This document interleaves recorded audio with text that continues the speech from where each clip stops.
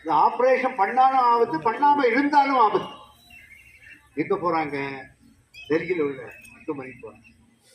அங்க இருந்து திரும்ப அமெரிக்காவுக்கு அனுப்பி உங்களுக்கு இஷ்டமான தெய்வத்தை வந்து திரும்பி ஊருக்கு வரணும்னு சொல்லி ஃப்ளைட்டில் இருக்க அமெரிக்காவில் ஃப்ளைட்டு இருக்கும்போது ஒரு மனைவி ஒரு கையை பிடிச்சி வசிக்காங்க. நீங்க போவீங்களே திருவண்ணாமலை பிச்சைக்கார சாமி பைத்தியமாய் இருப்பாரு, அவர்கிட்ட போனா அவரு காப்பாற்றுவாரு.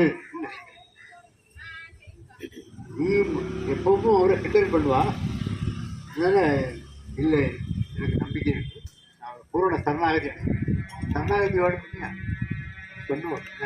அவர் சொல்ற ஒரு கண்டிஷன் போட்டு பையனுக்கு இப்படி இருக்குன்னு சொல்லக்கூடாது, மானசீகமா பிரார்த்தனை